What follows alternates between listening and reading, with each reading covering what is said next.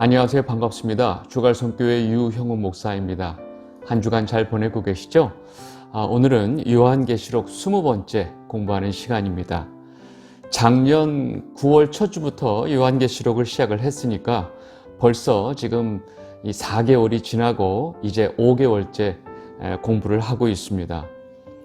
지난 시간 그 인내를 가지고 열심히 요한계시록을 저와 함께 공부하고 계신 여러분들에게 하나님께서 더욱더 인내와 지혜와 총명을 주시기를 바랍니다. 그동안 요한계시록 14장까지 오면서 굉장히 제가 많은 것을 설명을 했지만 그 반복되는 내용들을 좀 간단히 정리해 볼 필요가 있습니다.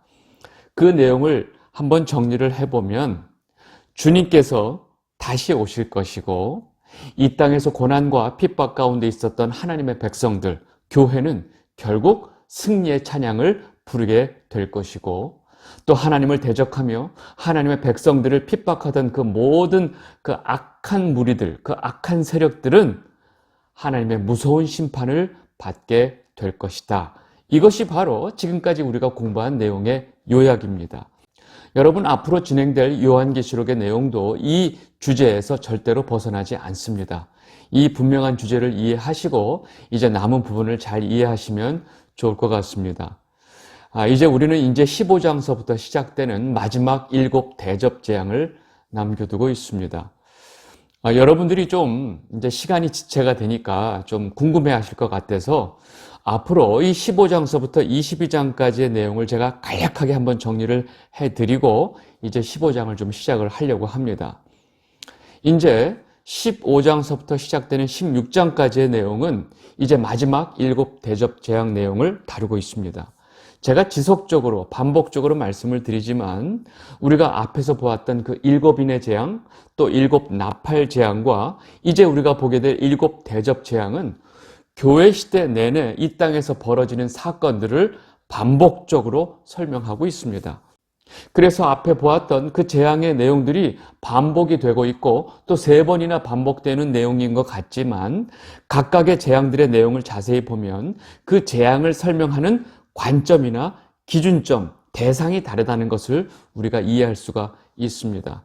그리고 이어지는 17장, 18장은 그 7 대접 재앙에 그 딸려있는 삽입구, 부연 설명 부분이다라고 보시면 됩니다. 그 내용은 이 마지막 심판의 대상에 따라서 약간 구분해서 좀 더 부연 설명을 하고 있는 부분입니다. 17장은 이 거짓 종교 세력인 그 큰 음녀의 멸망을 아주 자세히 다루고 있고 이제 18장은 정치, 경제 세력인 이 바벨론의 멸망을 아주 상세히 다루고 있습니다. 그렇게 이 땅의 모든 악의 세력의 심판이 끝난 후에 이제 19장에 가면 주님의 신부인 교회와 어린 양이신 예수님과의 영광스러운 혼인잔치의 장면이 나옵니다.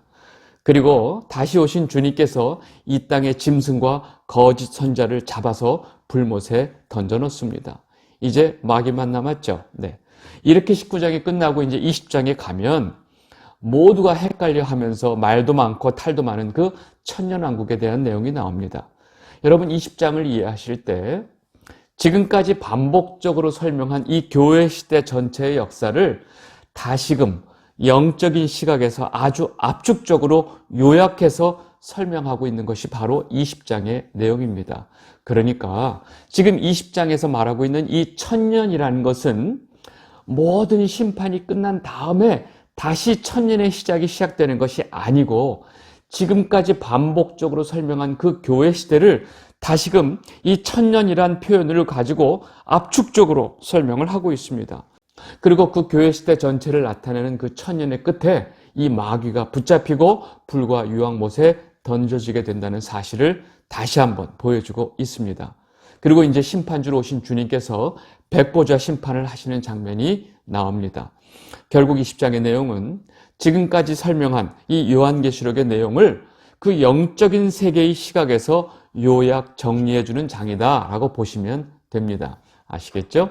네. 그리고 이제 21장으로 넘어가면 마침내 하나님께서 언약하신 그 언약의 완성이 되는 모습을 보여주고 있습니다. 그리고 주님의 신부인 교회가 아주 새롭게 된 모습으로 이 새 예루살렘의 모습으로 보여주고 있습니다. 그러니까 21장에 등장하는 그 새 예루살렘은 바로 교회를 상징하고 있습니다. 이어서 22장에서는 그 창세기에 그 닫혔던 그 생명나무 있죠? 생명나무가 다시 보이고 더 이상 빛이 필요 없는 이 다시금 이 회복된 에덴 동산의 원형이 되는 그 천국의 모습을 아주 아름답게 보여주면서 이 모든 환상의 끝이 납니다. 그리고 이제 22장 끝부분에 가면 주님께서 요한에게 지금까지 환상으로 보여준 그대로 내가 다시 올 것이다 하고 약속을 하시면서 이제 요한계시록의 내용이 끝이 납니다. 여러분, 지금 제가 15장 이후에 22장까지의 내용, 이 내용을 아주 간략하게 요약을 해드렸습니다. 여러분, 이 내용만 봐도 그 내용이 얼마나 성도인 우리에게 영광스러운지 모르겠습니다. 이제 이 요한계시록이 이제 끝날 때까지 남은 기간 여러분들 더욱더 인내를 가지시고 그 영광스러움에 여러분들 다 참여하게 되시기를 진심으로 바랍니다. 아시겠죠? 자, 이제 마음과 호흡을 가다듬고 15장서부터 다시 보도록 하겠습니다. 여러분, 요한계시록 15장은 크게 두 부분으로 나뉘어집니다. 앞에 1절서부터 4절까지의 내용은 그 유리바닷가에 서서 모세의 노래를 부르는 성도들의 모습을 보여줍니다. 그리고 이제 5절서부터 8절까지의 내용은 하나님 보좌 옆에 있는 그 네 생물 중에 하나가 그 7 천사들에게 하나님의 진노의 대접을 하나씩 다 주는 장면입니다. 그리고 이 진노의 대접 재앙이 하나님으로부터 온 것이라고 하는 것을 강조하면서 이 8절, 15장이 끝이 납니다. 그래서 이렇게 15장은 이제 16장에서 시작이 되는 7 대접 재앙의 서론 부분이다라고 이해하시면 됩니다. 15장의 내용은 그렇게 길지도 않고 간단해 보이지만 그 말씀 하나하나 속에 담겨있는 내용들이 많이 있습니다. 그리고 그 내용들이 지금 7 대접 재앙이 벌어지는 이 상황을 아주 잘 설명해 주고 있기 때문에 그 내용들을 좀 중점으로 제가 좀 설명을 드리겠습니다. 먼저 요한계시록 15장 1절입니다. 또 하늘에 크고 이상한 다른 이적을 보매 7 천사가 7 재앙을 가졌으니 곧 마지막 재앙이라. 하나님의 진노가 이것으로 마치리로다. 아멘. 이제 요한은 또 다른 이적의 환상을 보게 됩니다. 또 장면이 전환이 된 거죠.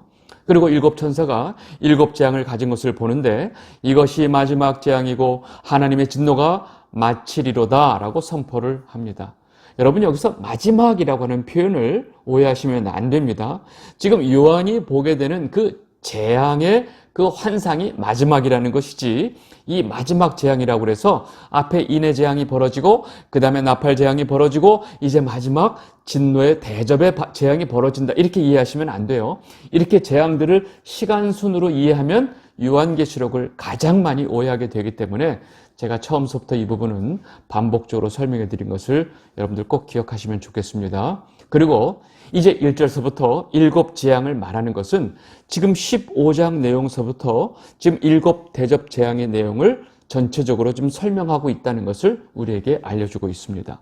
그리고 이어지는 말씀에서 다짜고짜 지금 성도들이 찬양하는 모습이 등장을 합니다. 요한계시록 15장 2절 3절입니다. 또 내가 보니 불이 섞인 유리바다 같은 것이 있고 짐승과 그의 우상과 그의 이름의 수를 이기고 벗어난 자들이 유리바닷가에 서서 하나님의 검은 고를 가지고 하나님의 종 모세의 노래 어린 양의 노래를 불러 이르되 아멘. 제가 내용을 좀 구분해서 설명하려고 이 3절 앞부분까지 읽었습니다. 지금 7 대접 재앙이 쏟아지기 전에 불이 섞인 유리바닷가에 서서 성도들이 찬양하는 모습이 지금 나옵니다. 지금 이 장면을 마지막 재앙이 시작되었다는 선포와 함께 보여주고 있는 이유는 이제 벌어지게 될 7 대접 재앙이 하나님의 백성들보다는 오히려 하나님을 대적하는 이 세상에 초점이 맞춰져 있다는 것을 알려주고 있는 것입니다. 지금 이런 구조는 우리 앞에 14장에서 봤던 구조와 그대로 지금 비슷하게 전개가 되고 있습니다. 여러분 14장을 기억을 해보면 처음에 그 시온산에서 어린 양이신 주님과 함께 서서 새 노래를 부르는 14만 4천의 모습을 먼저 보여주고 난 후에 이후에 그 심판의 그 추수의 내용이 나옵니다. 마찬가지로 지금 15장 처음에 그 유리 바닷가에 서서 찬양하는 성도들의 모습을 먼저 보여주고 나서 이 땅에 쏟아지게 되는 대접 재앙의 내용을 설명합니다. 그렇다는 것은 지금 우리가 보게 될 7 대접 재앙은 하나님의 백성들보다 하나님을 대적한 이 세상에게 부어지는 재앙에 초점을 맞추고 있다는 것을 알 수 있습니다.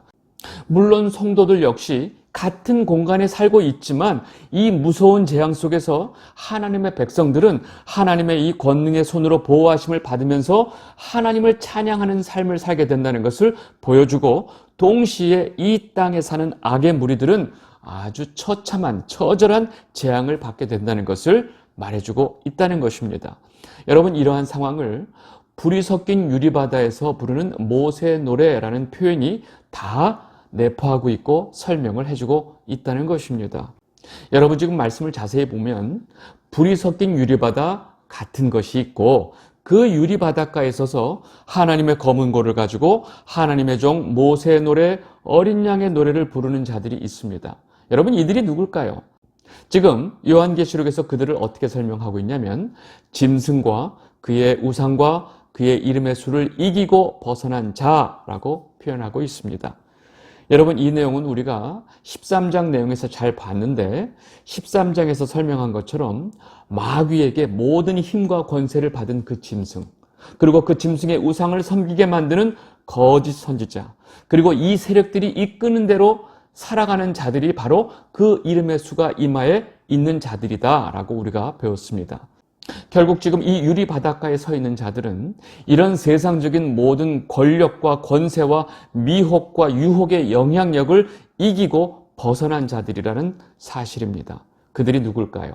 바로 예수 그리스도를 믿고 이 세대를 본받지 않고 온전하신, 완전하신, 기뻐하시는 하나님의 뜻을 분별하면서 사는 하나님의 백성, 즉 성도를 말하고 있습니다. 그리고 지금 요한이 보고 있는 유리 바닷가에 서서 성도들이 노래를 부르고 있는 이 모습, 그리고 그 노래를 모세의 노래라고 말하고 있는 것은 지금 이 모습이 그대로 이 홍해를 건너고 난 후에 자신들을 그 애굽의 그 군대의 손에서 구원해 주신 그 하나님을 찬양하는 그 이스라엘 백성들의 모습을 그대로 재현하고 있다는 것을 알려주고 있습니다.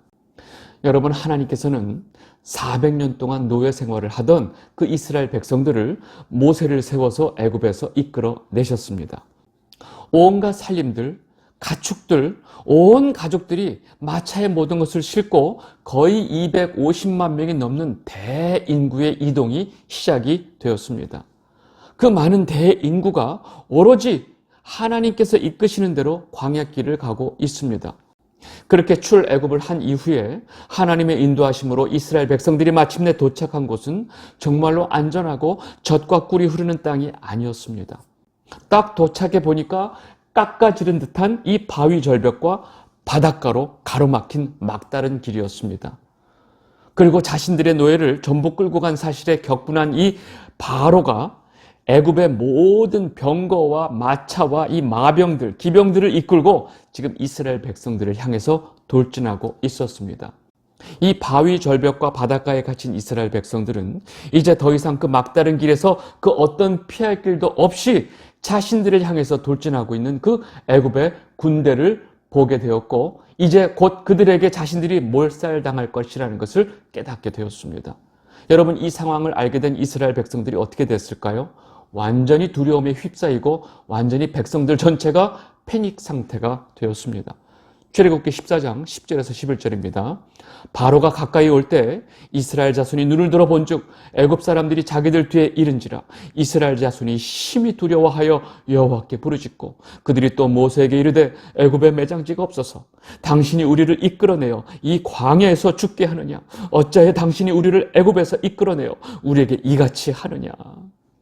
여러분, 지금 이것이 하나님의 인도하심으로 모세를 따라 나선 이스라엘 백성들의 모습이었습니다.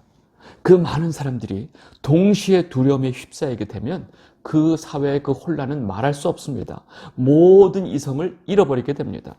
왜냐하면 두려움이 그들을 완전히 장악하고 있기 때문입니다. 이렇게 두려움 가운데 떨면서 이 모세를 원망하면서 소리치는 백성들을 향해서 모세가 다음과 같이 말합니다. 출애굽기 14장 13절에서 14절입니다. 모세가 백성에게 이르되 너희는 두려워하지 말고 가만히 서서 여호와께서 오늘 너희를 위하여 행하시는 구원을 보라. 너희가 오늘 본 애굽 사람을 영원히 다시 보지 아니하리라. 여호와께서 너희를 위하여 싸우시리니 너희는 가만히 있을지어다. 아멘. 여러분, 하나님께서 베푸시는 이 우리의 구원의 사건은 우리가 할 일이 아무것도 없습니다. 우리가 할 수 있는 것은 가만히 있는 것입니다. 우리에게 구원을 베푸시는 그 손길, 하나님의 그 손길만을 보고 가만히 보고 있는 것입니다. 여러분, 그런데 만약에 여러분들이 지금 저 이스라엘 무리 중에 속해 있었다면 지금 이 모세가 하는 말이 귀에 들어왔을까요? 자신들은 이 바위 절벽과 이 바닷가에 갇혀 있고 뒤에서 그 애굽의 모든 군대가 무섭게 달려오고 있는데 그 두려움 속에서 지금 모세가 하는 말이 귀에 들어오기나 했을까요? 이 상황에서 모세가 하나님의 말씀대로 바다 위에 손을 내밀자 그 갑자기 동풍이 불면서 이 홍해 바다가 갈라지면서 바다 가운데 길이 생기게 됩니다. 그리고 이스라엘 백성들은 그 바다가 갈라진 그 길로 가게 됩니다. 그리고 그 바다 사이로 가고 있는 그 이스라엘 백성들을 따라서 애굽 군대도 그 바다 사이 길로 들어오게 됩니다. 그런데 놔두면 금방 따라잡을 거 아니에요. 하나님께서 이 바다 안으로 들어온 이스라엘 백성들 군대를 불기둥으로 막아버립니다. 그래서 오도가도 못하게 하고 있는데 그 사이에 이스라엘 백성들은 홍해를 다 건너게 되죠. 그리고 이스라엘 백성들이 홍해를 다 건넌 후에 모세가 다시 바다 위에 손을 내밀자 이 물벽으로 길을 내고 있었던 이 바닷물이 그대로 애굽 군대를 덮쳐버리고 그들 모두가 홍해 바다의 수장이 되어버립니다. 출애굽기 14장 27절 28절 모세가 곧 손을 바다 위로 내밀매 새벽이 되어 바다의 힘이 회복된지라. 애굽 사람들이 물을 거슬러 도망하나 여호와께서 애굽 사람들을 바다 가운데 엎으시니 물이 다시 흘러 병거들과 기병들을 덮되 그들의 뒤를 따라 바다에 들어간 바로의 군대를 다 덮으니 하나도 남지 아니하였더라. 아멘. 이 순간에 하나님의 백성들, 이스라엘 백성들을 죽이기 위해서 달려왔던 그 모든 애굽 군대의 병거들, 기병들이 단 한 명도 남기지 않고 다 바닷물에 수장이 되어버립니다. 그리고 혼비백산하며 하나님께서 만드신 그 홍해 바다 사이 길을 건너온 이스라엘 백성들 모두가 지금 자신들 눈으로 지금 바다에 둥둥 떠있는 그 수많은 애굽 군대의 시체들을 바라보고 있는 상황입니다. 여러분, 이 상황 속에서 이 애굽 군대의 그 시체들을 바라보고 있는 그 이스라엘 백성들의 이 마음과 그 감정, 심정은 어떠했을까요? 하룻밤에 일어난 이 엄청난 사건 속에서 바로 자신들이 다 죽을 줄 알고 두려움에 떨고 있었는데 정작 자신들을 죽이러 온 그 엄청난 세계 최강의 애굽 군대가 다 수장이 되어 있고 자신들은 그 홍해 바닷가에 서 있고 그 애굽 부대의 모든 시체들이 지금 둥둥둥 떠 있는 상황입니다. 여러분, 이때 그 말할 수 없는 그 감격과 구원의 기쁨을 이스라엘 백성들이 모세와 함께 노래하고 있고 하나님을 찬양한 것이 바로 모세의 노래입니다. 출애굽기 15장 1절 2절입니다. 내가 여호와를 찬송하리니 그는 높고 영화로우심이요 말과 그 탄자를 바다에 던지셨음이로다. 여호와는 나의 힘이요 노래시며 나의 구원이시로다. 그는 나의 하나님이시니 내가 그를 찬송할 것이요 내 아버지의 하나님이시니 내가 그를 높이리로다. 아멘. 여러분, 제가 다 읽고 싶은데 앞에만 읽었습니다. 시간이 되시는 분들은 출애굽기 15장을 펴시고 그 이후에 18절까지 이어지는 이 모세의 노래를 다 읽게 되시기를 바랍니다. 지금 우리가 본 이스라엘 백성들이 홍해 바닷가에서 찬양을 하는 이 모습은 바로 지금 요한계시록 15장에 나오는 불이 섞인 유리바닷가에서 짐승과 그 우상과 그 이름의 수를 이기고 어린 양의 노래를 부르고 있는 이 성도의 모습을 미리 보여준 사건이었던 것입니다. 이것이 바로 죽음 앞에서 구원을 받은 성도들의 찬양이 되는 것입니다. 온 세상의 막강한 이 정치적, 경제적인 힘에 의해서 성도들이 이제 죽게 되었는데 한순간에 자기들을 죽이려 드는 그 이 모든 악의 세력이 하나님의 권능의 손에 의해서 다 심판을 받게 되고 오히려 죽음을 코앞에 두고 있었던 두려움에 떨고 있었던 성도들은 다 구원을 받게 되는 것입니다. 그리고 여전히 그 심판의 흔적이 남아있는 불이 섞인 유리바다 앞에서 구원받은 성도들이 하나님을 찬양하고 있는 것입니다. 하나님의 백성의 구원의 모습은 언제나 이와 같다는 것을 성경 전체의 여러 사건들을 통해서 우리에게 미리 암시해주고 보여주고 있었던 것입니다. 여러분, 이러한 이 구원의 모습을 보여주는 또 하나의 큰 사건이 있는데 그것은 바로 에스더서에 등장하는 불임절 사건입니다. 악한 그 하만의 계략으로 그 아수에로 왕이 조서를 내려서 그 땅에 거하는 모든 유대인들을 한날에 다 죽이고 그들의 모든 재산을 다 빼앗도록 그 조서가 내려졌죠. 여러분, 지금 그 날이 다가올수록 유대인들은 얼마나 두려웠을까요? 그런데 그 날을 앞두고 두려움에 떨고 있던 유대인들은 그 모르드게의 기치, 그 다음에 에스더의 목숨을 건 행동으로 인해서 기적적으로 이 하만의 모든 계략이 왕 앞에서 다 드러나면서 하만이 죽임을 당하게 됩니다. 그리고 다시 급하게 조서가 내려지면서 유대인들이 죽임을 당하는 그날에 반대로 유대인들이 자신들의 모든 대적을 죽이고 거꾸로 그들의 재산을 다 빼앗을 수 있는 조서가 내려지게 됩니다. 여러분, 이것이 바로 하나님의 백성들이 구원을 받게 되는 모습이라는 것을 성경은 여러 곳에서 이런 사건을 통해서 보여주고 있었던 것입니다. 그리고 이제 마지막 때에 진짜 이 땅의 하나님의 백성들은 그렇게 이 온 세상의 악의 세력, 즉 짐승과 그의 우상을 섬기도록 하는 거짓 종교 세력에 의해서 죽임을 당하는 핍박을 받게 되는 것입니다. 그러나 그 모든 상황에서 결국 성도가 승리한다는 사실을 지금 이 요한이 환상을 통해서 보고 우리에게 알려주고 있는 것입니다.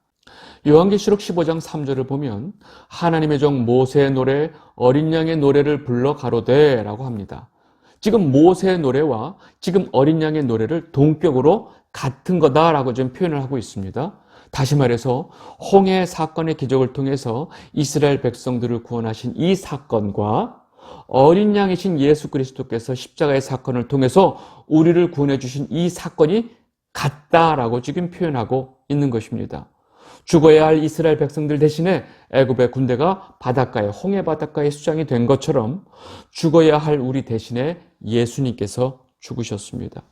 그래서 그 홍해를 건너는 사건으로 이스라엘 백성들이 다시 태어난 것이고 이제 그들의 생명은 완전히 하나님의 것이 되었습니다. 그래서 그 홍해를 건너는 사건, 그 죽음의 바다를 건너는 사건을 세례라고 지금 성경이 말하고 있는 것입니다. 우리는 세례를 통해서 우리의 그 옛사람이 저주의 바다에서 죽고 이제 하나님의 사람인 새 사람으로 살아나서 하나님의 소유된 백성이 된 것입니다. 고린도전서 10장 1절 2절을 보겠습니다. 형제들아, 나는 너희가 알지 못하기를 원하지 아니하노니 우리 조상들이 다 구름 아래에 있고 바다 가운데로 지나며 모세에게 속하여 다 구름과 바다에서 세례를 받고. 아멘. 여러분, 이 세례가 무슨 의미인지 이제 아시겠죠? 여러분, 지금까지 제가 이 불이 섞인 유리 바닷가에서 모세의 노래, 즉 어린 양의 노래를 부르는 이 성도들의 모습이 지금 어떤 상황을 설명하고 있는지를 출애굽기의 이 홍해 사건을 통해서 설명을 해드렸습니다. 이제 그 유리 바닷가에서 부르는 그들의 노래를 들어보겠습니다. 요한계시록 15장 3절 4절입니다. 주 하나님 곧 전능하신 이시여 하시는 일이 크고 놀라우시도다. 만국의 왕이시여 주의 길이 의롭고 참되시도다. 주여 누가 주의 이름을 두려워하지 아니하며 영화롭게 하지 아니하오리까. 오직 주만 거룩하시니이다. 주의 의로우신 일이 나타났음에 만국이 와서 주께 경배하리이다 하더라. 아멘. 지금 유리바닷가에서 노래하고 있는 이 성도들의 찬양은 오로지 하나님만을 찬양하고 있습니다. 그리고 진정 우리가 두려워해야 할 분이 오로지 하나님밖에 안 계시다는 사실을 다시금 고백하고 있습니다. 무엇보다 주의 길이 의롭고 주의 의로우신 일이 나타났다, 일어났다 라고 지금 찬양하고 있습니다. 여러분, 성경이 말하는 하나님의 의로우심은 바로 하나님께서 언약하신 그 일을 끝까지 수행하셔서 다 이루시는 것을 바로 의라고 말하고 있습니다. 하나님께서 창세기에서 그 아브라함에게 언약하신 그 언약을 끝까지 성실하게 다 이루셨습니다. 그래서 아브라함을 믿음의 조상으로 두고 있는 모든 믿음의 후손들을 하나님 아버지께서 다 구원을 해 주신 것입니다. 그리고 그 하나님의 택한 백성들은 단 한 명도 놓치지 않고 다 구원해 주셨습니다. 그래서 지금 이 죽음 가운데서 구원을 받은 이 유리 바닷가에 서 있는 그 승리한 성도들이 그 하나님의 의로우심을 찬양하고 있는 것입니다. 이제 15장의 앞부분을 설명을 드렸고 좀 길었죠? 이제 두 번째 부분은 5절에서 8절의 내용인데, 이 부분은 이제 7 대접이 7 천사들에게 전달되는 장면입니다. 요한계시록 15장 5절에서 8절입니다. 또 이 일 후에 내가 보니 하늘의 증거 장막의 성전이 열리며 7 재앙을 가진 7 천사가 성전으로부터 나와 맑고 빛난 세마포 옷을 입고 가슴에 금띠를 띠고 네 생물 중에 하나가 영원토록 살아계신 하나님의 진노를 가득히 담은 금대접 7을 그 7 천사들에게 주니, 하나님의 영광과 능력으로 말미암아 성전의 연기가 가득 차매 7 천사의 7 재앙이 마치기까지는 성전에 능히 들어갈 자가 없더라. 아멘. 지금 이 또다시 보이는 장면에서 요한은 하늘의 이 증거 장막이 열리는 것을 보게 됩니다. 여러분, 하나님의 언약궤가 있는 곳이 바로 증거 장막입니다. 그러면 이 하늘의 증거 장막이 열렸다는 것은 곧 하나님의 그 언약이 성취된다는 것을 보여주고 있습니다. 그리고 네 생물 중에 하나에게 7 금 대접을 받은 7 천사들은 맑고 빛난 세마포 옷을 입고 가슴에 금띠를 띠고 있습니다. 하나님의 명령을 수행하는 천사들이기 때문에 이 하나님의 위엄과 권위를 나타내고 있는 세마포 옷과 금띠를 띠고 있는 것입니다. 그리고 하나님의 영광과 능력으로 성전의 연기가 가득 차 있고 7 재앙이 끝날 때까지 아무도 성전에 들어갈 자가 없다라고 말하는 것은 지금 이제 쏟아질 하나님의 그 7 대접 재앙을 막을 자가 그 누구도 없다는 사실을 지금 선포하고 있는 것입니다. 왜냐하면 이 모든 7 대접 재앙은 온 만물을 창조하시고 이 세상의 모든 역사를 운행하시는 하나님 아버지께서 행하시는 일이기 때문입니다. 이 영상을 보고 계신 주갈성 성도 여러분, 하나님께서 계획하신 일이고 하나님께서 행하시는 일을 누가 막을 수 있을까요? 그리고 이 모든 일에 대해서 주님께서 환상으로 요한에게 보여주고 계시고 알려주고 계십니다. 그리고 요한은 자기가 보았던 그 환상을 다 글로 써서 지금 우리에게 알려주고 있습니다. 우리는 오늘 15장 말씀을 통해서 너무나 분명하게 알 수 있는 사실이 하나 있습니다. 앞으로 저와 여러분은 모두가 그 유리 바닷가에서 모세의 노래, 어린 양의 노래를 부르게 될 날이 반드시 온다는 사실입니다. 아멘. 우리 모두 그때를 바라보며 살아야 할 성도들입니다. 이 세상에 존재했던, 우리를 죽이려 들었던 그 모든 악의 세력들이 모두 한날에 하나님의 무서운 진노의 심판으로 다 멸망하게 됩니다.